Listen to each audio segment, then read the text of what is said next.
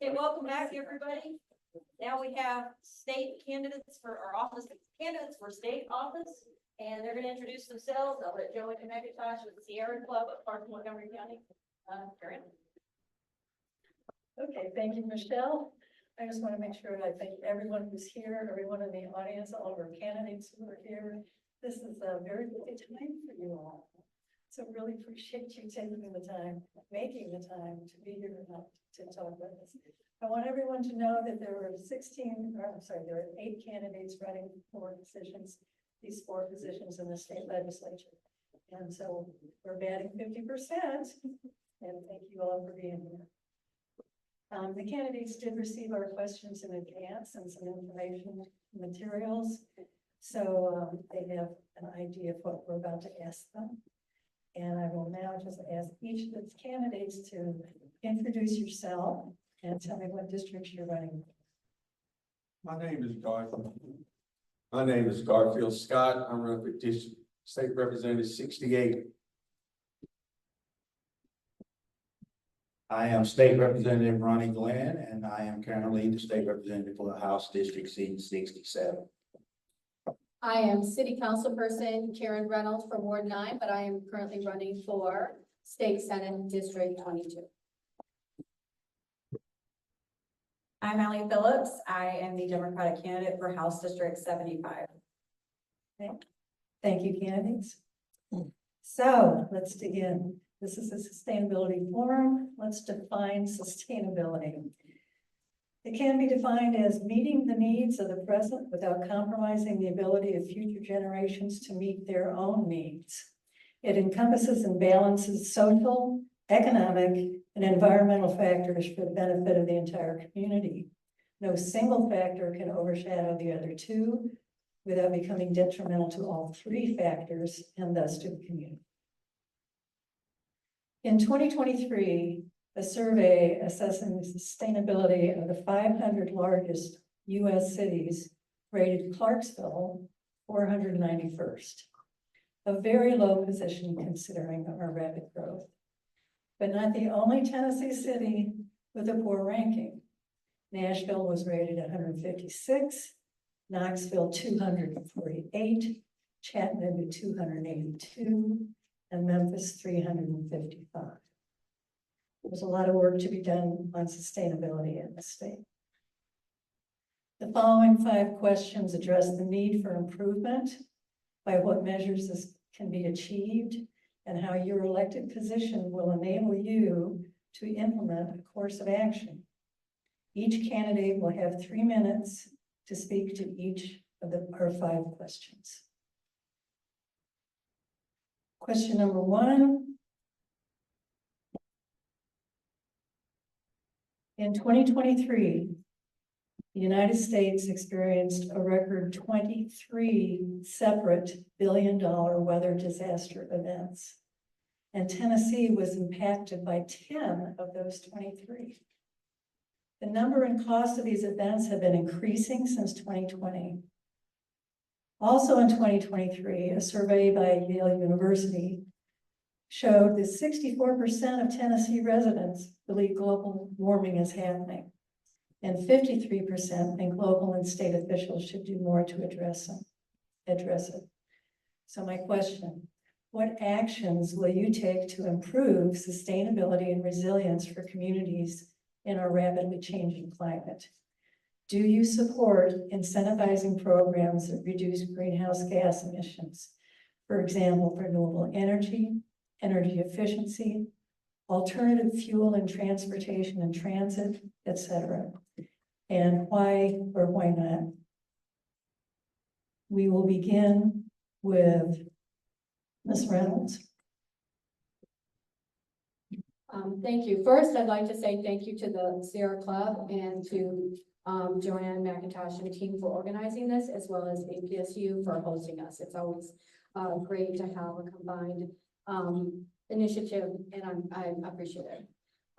We all know that the climate crisis is real, and it is time that we act very quickly, and we must act with urgency. As the saying goes, we must think globally and act locally. The actions that I will take is that I'm committed to being bold and proactive steps to improve sustainability and resilience in our communities. I will advocate for policies that prioritize renewable energy like solar and wind, as well as invest in energy efficiency programs. These actions will reduce greenhouse gas emissions while creating new jobs for Tennesseans, as well as building a clean energy economy for Tennessee. As a council person, I've worked in the community to ensure experts have a seat at the table. We have formed the Sustainability Board after this very forum 4 years ago. I helped to create the Healthy Yards Initiative, bringing together Montgomery County, Clarksville, the Tree Board, Master Gardeners, APSU to promote sustainable practices. I've also spearheaded efforts at the Tree Board as a member to approve the tree canopy and tree inventory for our community, which expanded and earned our city expanded opportunities for grant and earned our city the best tree board in the state in 2023. These are, some people will say that these are small, but really we have to start locally and start educating our community as we improve our efficiency and and improve renewable energy access. I support these initiatives to reduce greenhouse emissions, and we will work together to create renewable energy adoption and improving the lives of everyday Tennesseans. We must act with urgency. I said that once, I'm going to say it again. It is urgent. Not only does addressing climate change protect our environment, but it also strengthens our economy. The cost of inaction is simply too high. Tennessee is a tipping point, and I believe that it's leadership that's going to make a difference. I have worked to improve sidewalks for walkability, push for stormwater initiatives, and expanding green spaces which mitigate flooding. I will bring these local actions to the state level and hopefully continue my efforts. Thank you. Thank you, Ms. Reynolds. Same question to Representative Glynn. Thank you, and thank you all for having me here today. Thank the Sierra Club for putting this on, and also the people having us here to do this. Karen says a lot of things that is absolutely true. It is a sense of urgency. One of the things that I have realized as being a legislator is that we do have the ability to make a difference. However, when we have that ability, we must act. And unfortunately, that's not happening right now. A lot of the things that's going on really and truly are pushing so many deniers of climate change further and further away from the truth. I like to joke sometimes that I didn't realize when I got elected, I became a scientist, right? Because now I know everything. And that's not true. Experts are telling us every day we have to do more, but that's not happening. So one of the things that we do, or I work on, and I try to make sure that we, and I want to make sure that happens, is we incentivize companies all the time to come to Tennessee for the jobs, but we don't incentivize them for reduction of emissions. That is also something that we can do from the state level, and we push that for the most part. Unfortunately, again, there's resistance to that, but in doing that, incentivizing companies to think about the environment, think about emissions, think about the poison that they're putting in the air. Many times they think profit before the people, and that's never a good idea. So as a legislator, we continue to push companies to ensure that they are respecting the environment, but we have to start doing more to incentivize them to do that. So that's what I want to continue to do as a legislator. And being on the transportation committee, we talk about railroads. We talk about reducing the number of vehicles on the road. Well, the only way to do that is we have to really think about railroads. 10, 15 years ago, it was brought up that we needed to do that. It was pushed to the side. Now, as we've grown more and more, our infrastructure can no longer handle the number of vehicles on the road. So what do we do now? Now we want to talk about railroads. But that idea was actually brought up 10, 15 years ago. If we acted on it then, we wouldn't be in the situation we're in now, which again, the more cars on the road, the more emissions in the air, the more our climate begins to take effect. So we will continue that conversation. We will continue to look at railroad. We will continue to incentivize companies about the emissions. Those are the things that we can do from the state level. Those are the things I'll continue to work on. Thank you. Thank you. And same question to Mr. Scott. Like I said, thank you for inviting me here. My name is Garfield Scott. I'm the state representative, District 68. Thank you for hosting this event. I used to farm way back in the day, the 70s and 80s, and we used to think about sustainability way back then. And nowadays, people are trying to push it off like it's not happening. Certain groups of people are, but this is real. Climate change is real. I mean, we have to get a hold of it and get in front of this all the time because this is a real situation. Back in the day, I remember when we used to ponds and things used to freeze, but now we don't get winters like we used to get because this is climate change, it's changing everything. But I do support expanding transportation, public transportation in Tennessee. That would help out tremendously right there. Sustainability, the traffic, and just overall, it would be better. Just like Ronnie just said, rail is a great idea because Clarksville-Montgomery County and Tennessee in the whole is growing such at a rapid pace. We need to think differently. We have to have a forward-looking plan to try to change things, to get so many vehicles off the road and get people, you know, and walking. I've been pushing on Ross Street Road for the longest. Ever since the other man was in that seat right there, that's retiring. Sidewalks. We have more sidewalks in this city. People will stop driving a vehicle just to go to the stores or mini markets and things. Just simple things will help a whole lot to try to bring this climate change and sustainability under control. All the EVs is a great opportunity right there. You know, certain groups are trying to down them and say this is bad, that's bad. But we got a great plant that's going to be built in West Tennessee down there. It's going to help the whole economy out on business-wise, economically-wise, and sustainability because the more fossil fuels we can get from burning all the time, it's going to help us outcome tremendously. Thank you. Thank you. And same question, Ms. Phillips. Thank you so much, and I want to echo the thank you Sierra Club and Austin P for hosting this tonight. It is greatly appreciated. So yeah, I'm Allie Phillips, and though I'm not a state representative or a city council person or worked on a farm as a child, I do come with a new generation of new ideas. I'll be the first to tell you guys, I don't know everything there is to know. But I am open to learning, and I think that's important from a state legislator. Going into this question, things that I feel would improve sustainability and resilience in our communities for a rapidly changing climate is first, we have to acknowledge that the climate is rapidly changing, not just changing, but rapidly. And when we're able to acknowledge that this is a real problem, we're able to move forward with solutions. We want to be proactive and not reactive. So some of the things that I would suggest or push for at the state capitol would be things like investing in bike lanes, investing in things like more sidewalks, like Garfield was saying, better public and broader public transit, and pushing for more electric vehicles.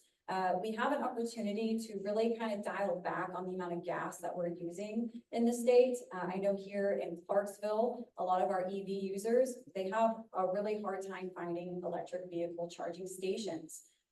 There's like, I think maybe 3 up here, and that's not adequate for the amount of electric vehicles that we have. There is a bill from the Biden administration called the Infrastructure Investment and Jobs Act. And if that is something that I could bring here to Tennessee, over the next 5 years, we would have this Formula One funding coming in between millions and billions of dollars to put into our infrastructure. So fixing our roads, fixing our bridges, getting new bridges, doing things like adding public transit. Clarksville and other areas, Middle Tennessee, could really benefit from a rail system. So we're not sitting on I-24 for endless hours a day trying to commute to and from work. Putting time back into people's everyday lives so they have more time with their families, their kids, their dog, their cat, whichever you have at home. But also it would put money into expanding electric vehicle charging stations, which again, we desperately need. And it also helps with cleaning our air and water. I would also support incentivizing programs that reduce greenhouse gas emissions because they are causing our earth to warm up. Our earth is warming up, and I have a couple of stats for you.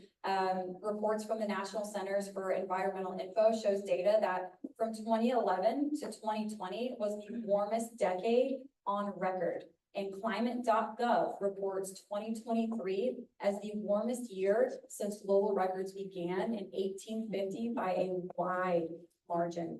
And I would argue, as a candidate that's been out this summer knocking doors, 2024 might beat out 2023 for the warmest year. So it's happening. Our earth is warming up. It's getting hotter and hotter. We're seeing tornadoes in months that we've never seen before. We're seeing ice and snow in months that really shouldn't be here, and it's staying hot and hot. And I know you guys feel it when you go outside. So at the end of it all, I think our lawmakers should be legislating on facts and not feelings, and actually understand the scientists that are telling us that global warming is a significant problem. We should listen to them and act on it now before it's too late. Thank you. Thank you, Ms. Phillips. Our second question. The Tennessee Legislature has passed a number of preemptive state bills that prevent local actions and laws on specific issues. For instance, banning plastic bags, exceeding state building efficiency codes, etc. Our question to you is, do you believe that local governments should be able to have more protective regulations than state or federal requirements? And Representative Glynn starts off. Thank you, and again, thank you for the question. I'm a little torn with this question.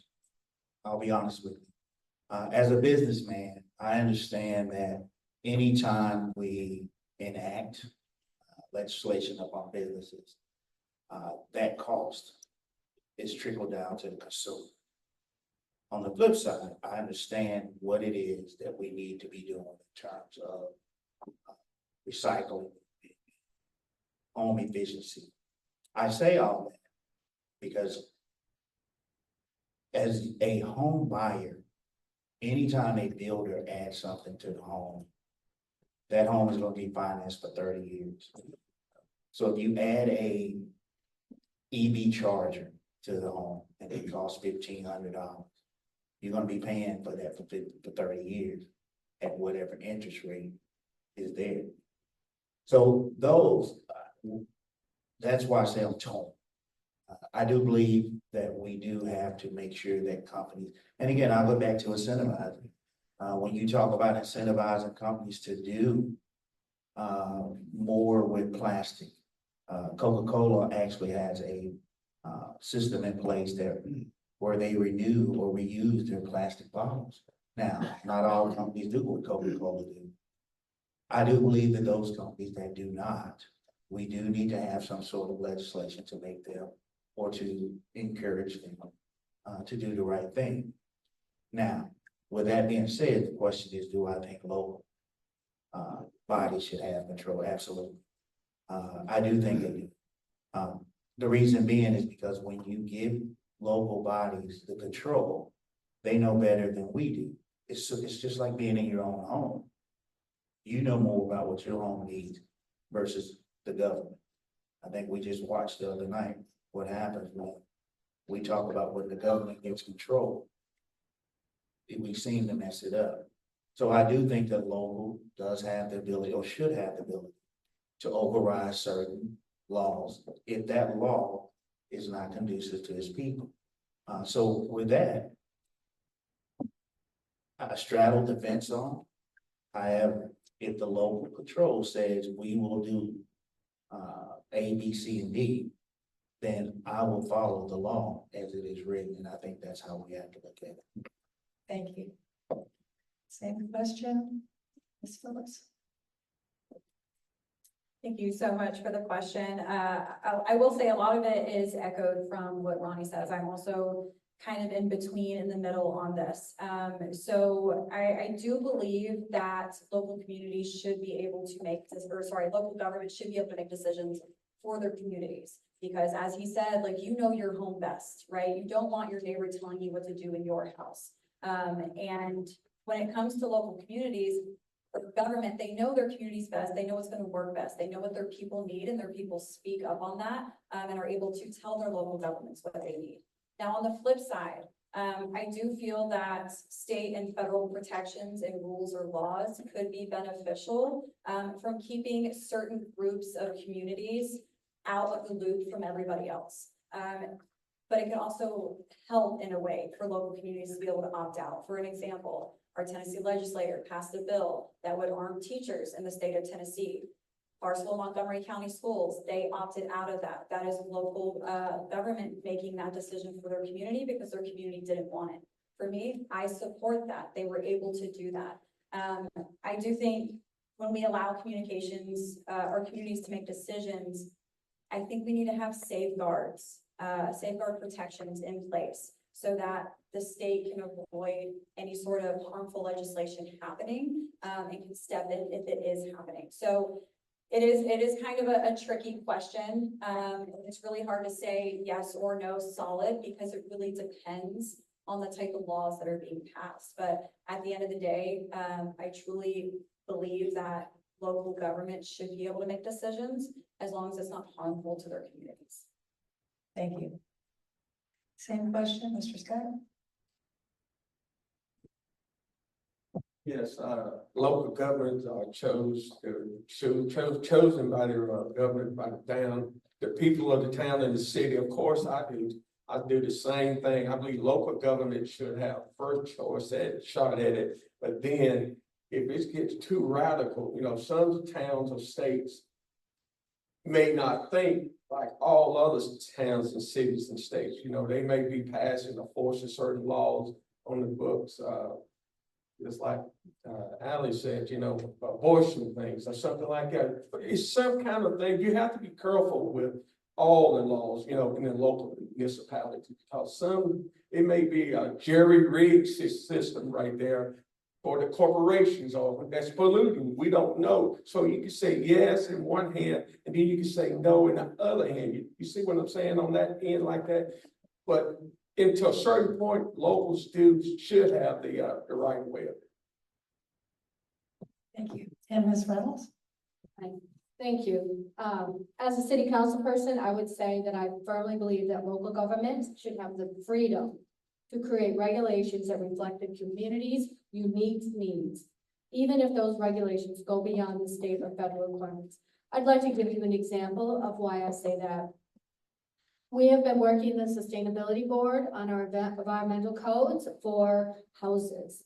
Right now, when our community builds a home, we are at 2009 environmental codes. That only benefits the builders. At 2009, that means I can find the cheapest air conditioner, the cheapest heater, the cheapest insulation, and I don't have to follow the new rules that require a blower door test in my home, because it doesn't do any good to put great windows and a great air conditioner in if you blow it out the roof, right? So the state has come in and preempted. We're in our city are at 2009. The state has come in and preempted and said that we cannot go beyond the 2018 rules. Many cities already had a 2021, and I believe one city had actually adopted the 2023 rules. And just to let you know, when you go from the 2009 building codes to the 2023 building codes, you increase the cost of the house by $2,000 to $4,000. And yes, that goes on the mortgage, but homeowners recover that cost in the first 2 years in their savings with their utilities. What also that means is lower income families who may not be able to pay the electric bill are not going to suffer from the environmental changes as rapidly. It means their home is going to stay cooler or it's going to stay warmer while they try to get that bill paid. It makes a huge difference to our community. So I would like to remind people that what works for one city may not work for another. Most of us agree that local leaders are often closest to their communities and understand their needs best. We can also talk about that for education. They're coming in and preempting our school board. Our community, our elected officials, for instance, said, we don't want vouchers in our community. The state doesn't like that, and that is why they're preempting us at the state level. If Montgomery County wanted vouchers, we could vote for them. We put people in place that would make that decision. And the state doesn't like our decision, so they are preempting our local communities. And the only people that often benefit from many of these decisions are corporations. They are not typically in the best interest of the community. They're typically in the best interest of corporations. The state interference shows contempt for local government and goes against the spirit of the Constitution, which was designed to allow communities to govern themselves. If elected, I'll work to empower local governments to address their community's unique challenges, whether it's environmental protections, affordable housing, and economic development. Preemption laws serve special interests, not the people, and I will control it, and I will fight to give our cities and counties the flexibility to craft solutions that work for them. Local control is about trusting our local leaders to do what's best for the community, and it's time to give them back their power. Thank you, Ms. Reynolds. The next three questions refer to bills that were introduced in 2024 of the state legislature. As you may know, the legislative sessions are 2 years. So 3 of these bills are going to begin on the, will be reconsidered this year in 2025. So we will talk about each of the bills individually. The first one is a bill about wetlands, which would dramatically weaken Tennessee's wetlands laws and regulations in response to the decision by the U.S. Supreme Court regarding waters of the U.S. definitions that were weakened by the Sackett versus EPA case. This would result, if we pass this bill, it would result in the loss of thousands of acres of wetlands in Tennessee. So, do you support? Do you oppose? And we will begin with Mr. Scott. Yes, on wetlands, I would oppose any effort to build on wetlands.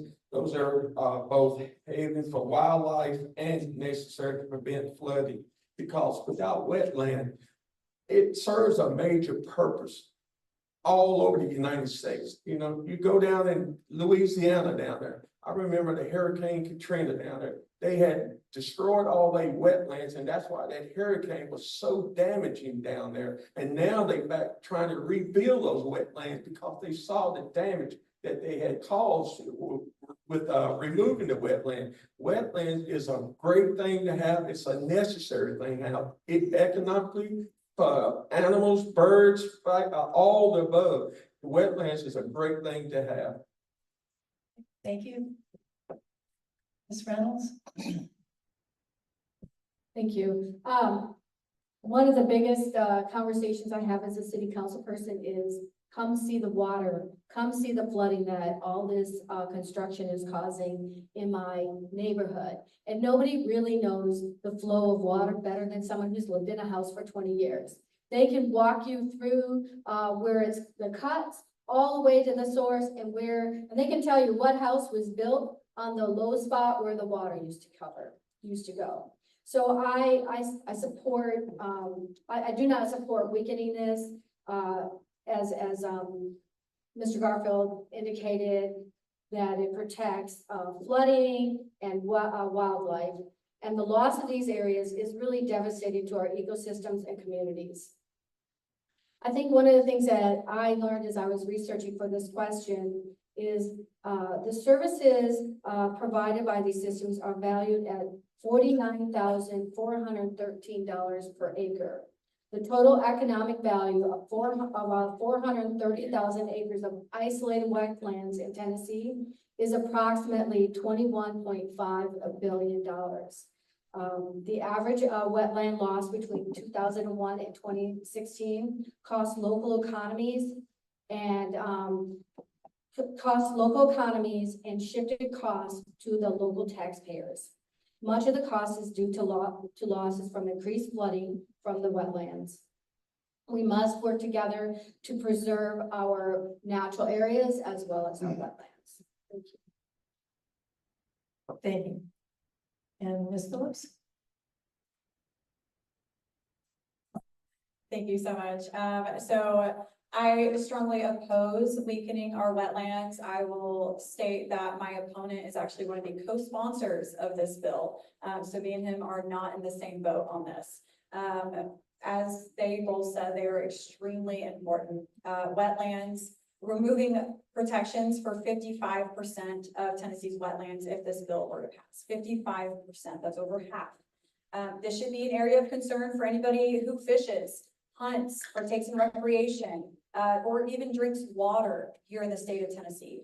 Wetlands play a critical role in maintaining a healthy and robust way of life for all of Tennesseans. And among their many benefits, protected wetlands can reduce the devastating impacts of flooding, as we've heard them state. They can recharge aquifers in West Tennessee, providing drinking water for thousands of residents, filter pollution from our rivers and our streams, provide healthy habitat for Tennessee's globally unique biodiversity, and ensure beautiful outdoor spaces for recreation and enjoyment. The thing about wetlands, like as candidate Scott had stated, was that there is unique habitats. There are unique ecosystems in these wetlands. There's a reason they are protected. And if this bill were to pass and they weaken the protections of these wetlands, we're allowing builders to just come in, buy up this land, line their pockets, and then residents move into these homes, and do they legally have to let them know that they are potential at a higher risk of flooding? Does that have to be disclosed? That's a question I would love to have an answer to.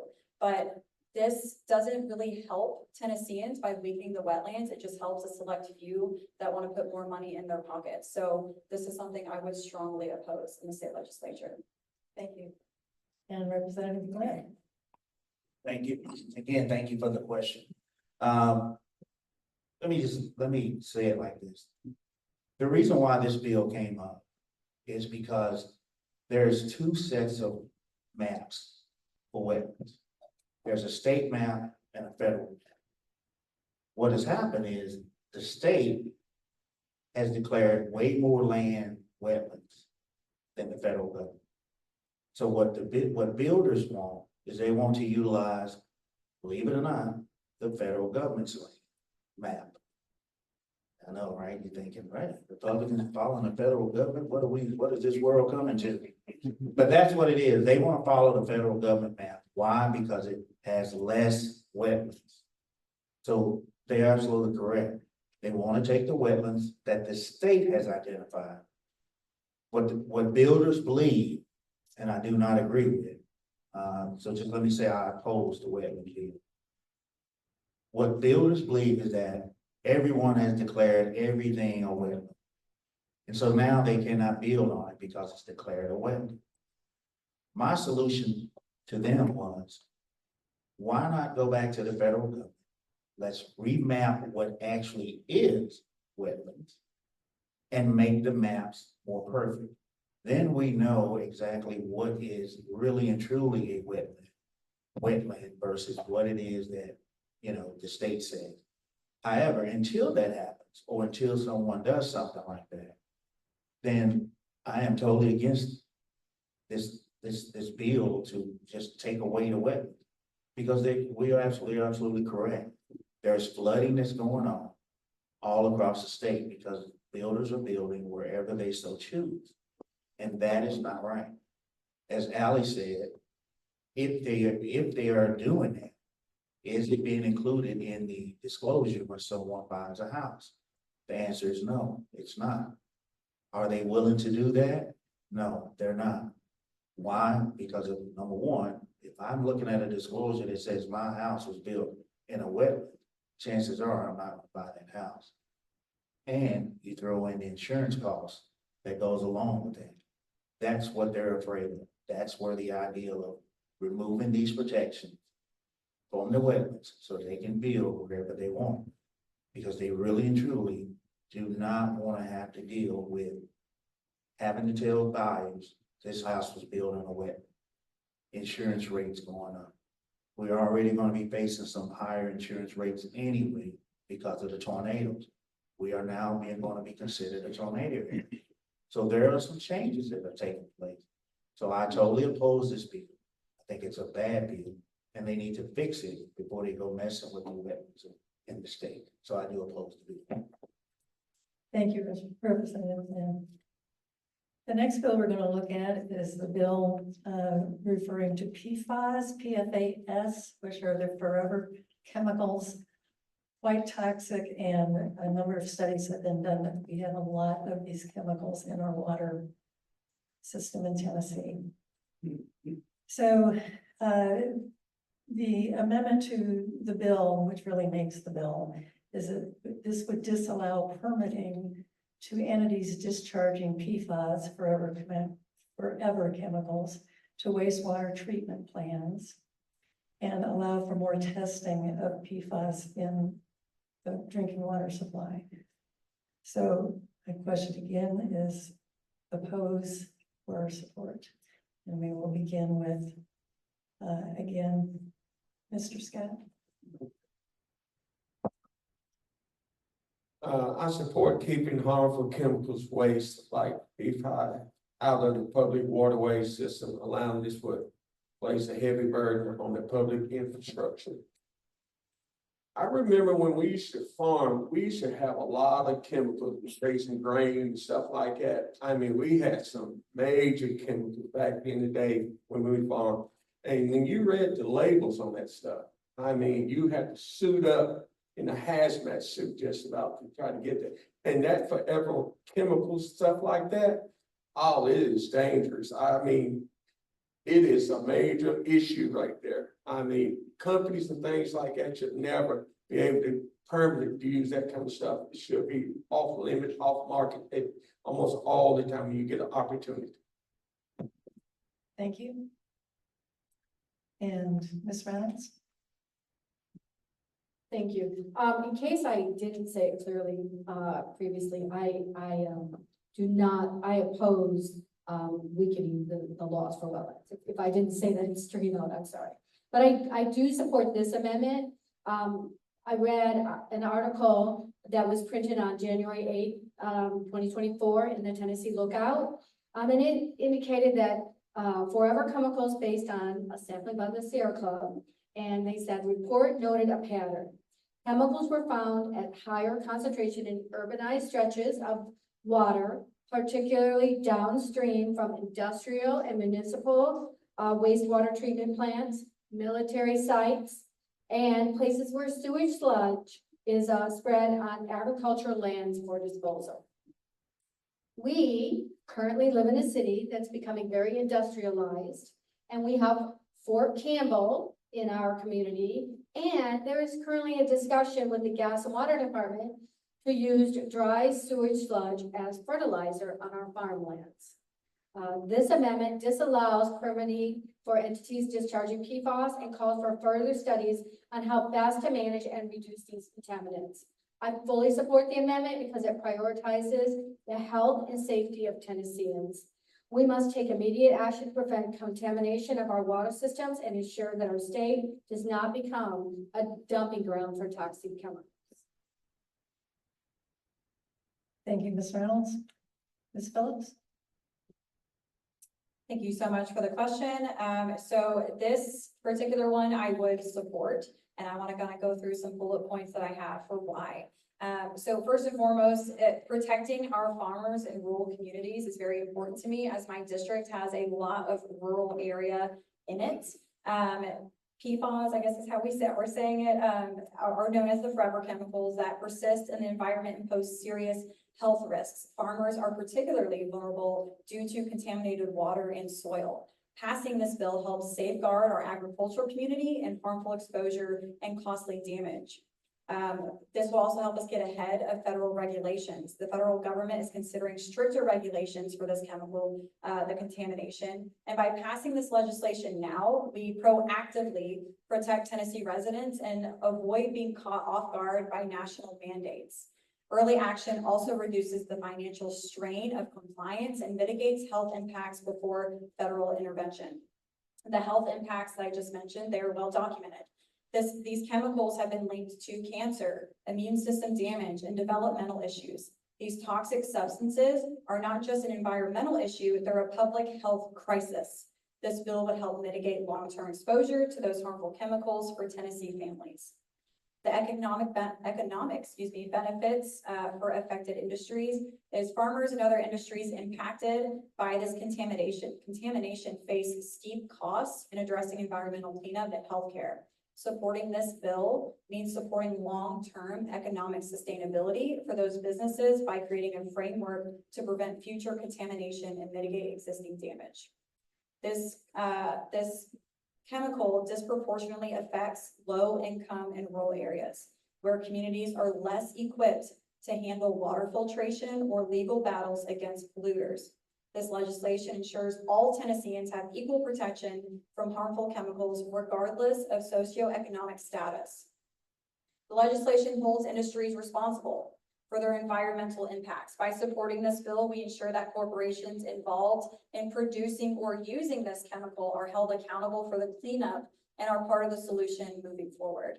So these are just some of the points that highlight the importance of early action on this bill and regulating this chemical, focusing on protecting farmers, rural communities, and vulnerable populations across the state of Tennessee. Thank you. And Representative Glynn.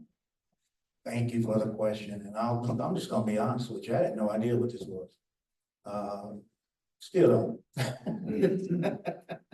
But again, I say that to say this, I'm not expert, never have been. I did not take this job and all of a sudden become a scientist.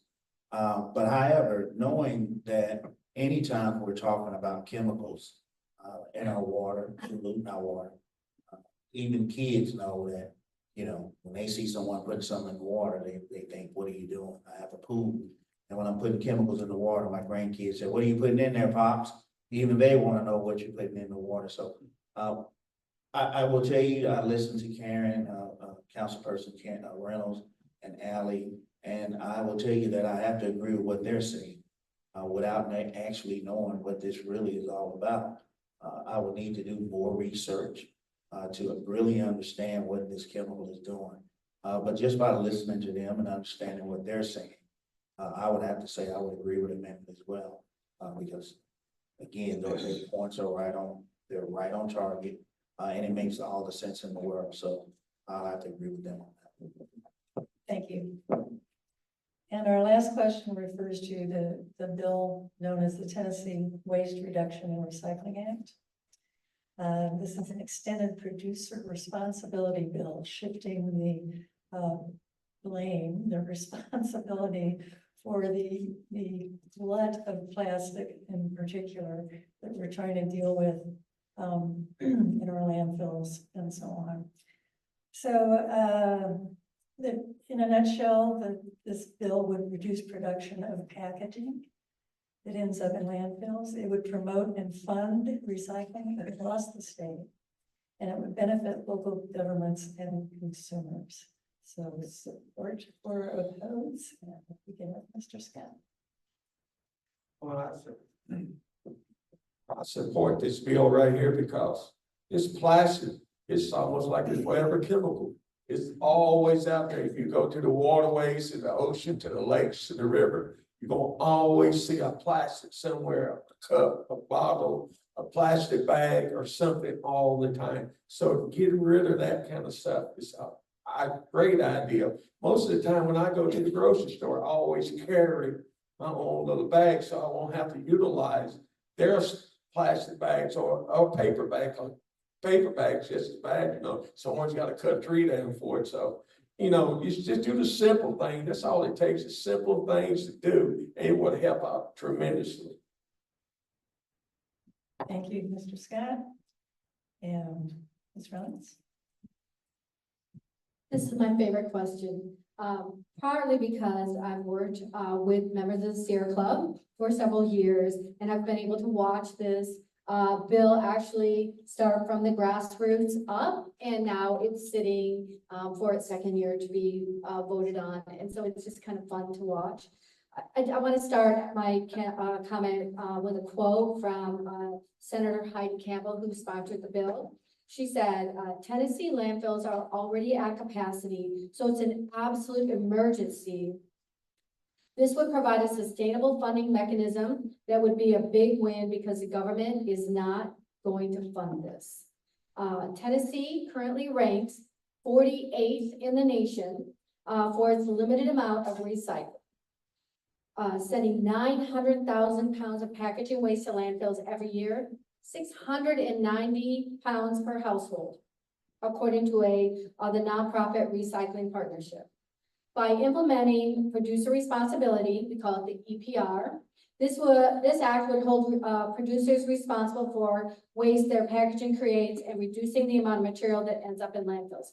Everybody can think of the box of cereal, right? We get this great big box of cereal that really, if you took the air out of the bag, folded it down and put it back in the box, it might be a half, but it's probably like a third of what's already, and we just keep using the same size. Or we get these great big boxes in the mail that only have one little item in them and a bunch of plastic in there to hold them. That's what this bill is talking about. It would also fund recycling efforts across the state, benefiting local governments, consumers, and our environment. I understand that many businesses, whenever we start talking about this, there's a lot of pushback, but I grew up in Michigan, and I remember when we passed the law to make returning bottles a dime. I was none of business. I was a teenager then, and it was, and even then, I remember like, oh, it's gonna break the bank. We're never gonna manage this. But you cross the state line into Michigan, you don't see cans and bottles and trash on the side of the road like you used to. When you go to the beaches and you go into the water, you don't have to wear shoes because you're worried that your foot's gonna step on a piece of glass and get cut. It works when you do these things, and it's a proven method.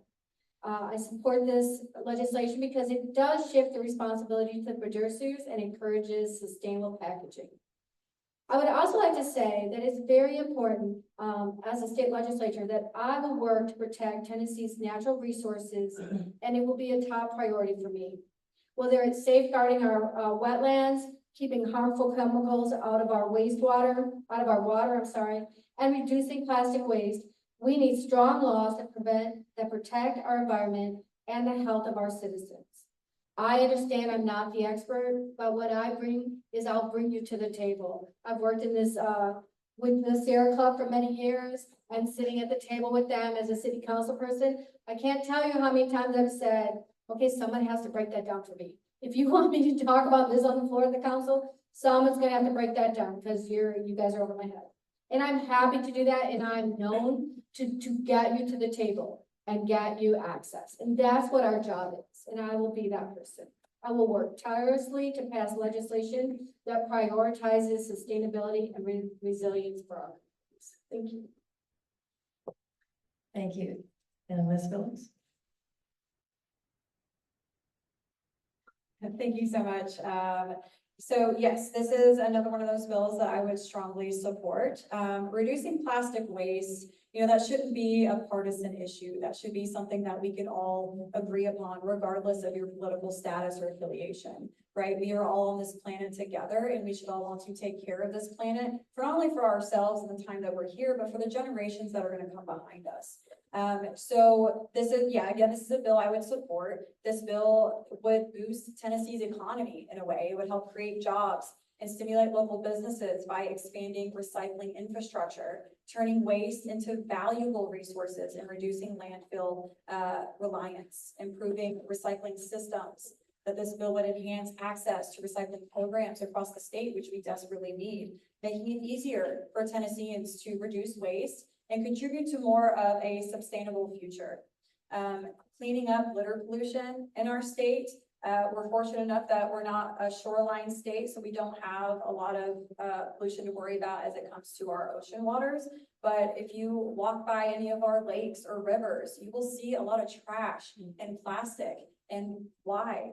Why are people just abusing our planet that way? We could invest in making things more biodegradable, make our things more planet friendly. So that way when somebody is being lazy and they throw their cheeseburger wrapper out the window, it will degrade into our soil and give nutrients to our earth instead of polluting it. But by focusing on waste reduction, this bill will address Tennessee's growing litter problem, helping to preserve our natural beauty and improve public health. So this one's a no-brainer for me. Anything to reduce plastic waste, I'm on board with. Anything that helps our planet, I'm on board with. And I would hope that if and when I'm in the state legislature, people across the aisle can agree with that and we can get some legislation passed to help Tennessee families and our planet. Great, thank you. And Representative Flynn. Again, thank you. And the pleasure of going last is that you really don't have to regurgitate everything they already said. You just kind of say, yeah, I agree. But yeah, again, Karen and Allie, they articulated so well. And to just go just a little further, I mean, if we can look at our own landfill and know that we need to do more. If you've not been out there lately, they've had to open up another spot in the landfill, and that's because that one is getting it's getting full, packed. I mean, you can't hardly get anything done when you come to constantly throwing trash that could be recycled over and over again. And so they're absolutely correct. There are so many things that we can do in this bill. I absolutely would support it because I do think that we have to leave our planet for our kids in a way that they can survive, that a way that our ancestors left us. And so we have to continue to think about that as we go forward with life. Karen mentioned, you know, she didn't want to tell her age, but I remember when we used to go around and collect Coke bottles so we could take it up to the store and get our 5 cents so we can buy some penny candy. That'd be a great way to get kids back to work and picking up trash around the place. But yeah, thank you so much. I support that. Okay, no one wants to play devil's advocate on this one. Okay, that concludes our questions. We've got a few minutes here, and I again want to extend my thanks to the candidates who came out tonight, to all of you who are here, and take advantage of a few minutes here and come down and talk to the candidates and pick their brains and see what else you agree on or not. Thank you all for being here. Thank you.